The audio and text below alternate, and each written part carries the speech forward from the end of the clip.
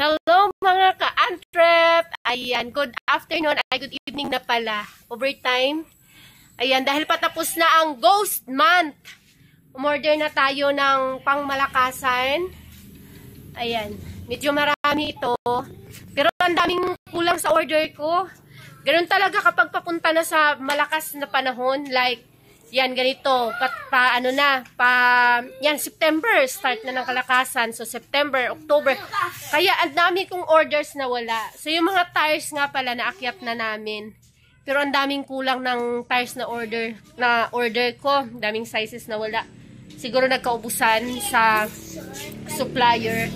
Pero, i-order ko yun kaagad naman pagkatapos namin ma-unbox tong mga to. Ayan. So, ano nga tawag dito? Malakas na panahon is coming, kaya mag-PO na kayo ng pangmalakasan. Kasi pataglakas na ang panahon natin. Hindi tayo pwedeng mawalan. Kaya nga pala kami unbox. Ang inakyat lang namin kanina, lahat ng tires doon sa lagayan namin ng tires. Tapos, yung mga tubeless tires at saka mga rim, yung 20 piraso na rim na ordinary. May humabol ngayong hapon. Ngayon lang talaga.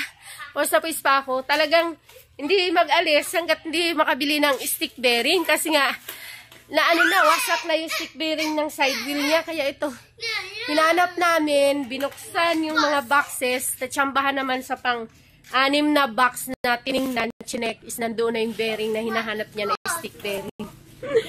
So, ganun. Kasi, alam nila dito na kompleto ang bearing. Tapos, sabi ko, wala. Kasi nga naubusan, sabi niya. Pero sabi ko, nandiyan na kasi hindi pa na-unbox.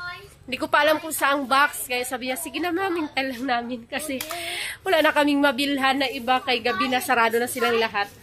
Ang iba. Sabi ko meron. Kasi, syempre, na-check sa resibo na meron. Yun, napilitan na lang kaming pangbuksan yung mga yung mga boxes na na iba para lang ma-check kung kung nandyan yung mga na yan. Yung order nila, yung binibili nila na stick bearing. Ayan, kagandahan naman nandyan sa isang box na yan. Pag buhos ay nandyan siya.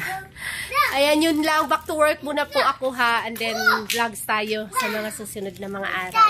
Kailangan itong ma-unbox kagad kasi after unbox nito, pag na-check na may kulang ulit, re-order ulit tayo kasi pataglakas na. Sayang yung mga hanapin na wala, kaya dapat kompleto na tayo. Bye!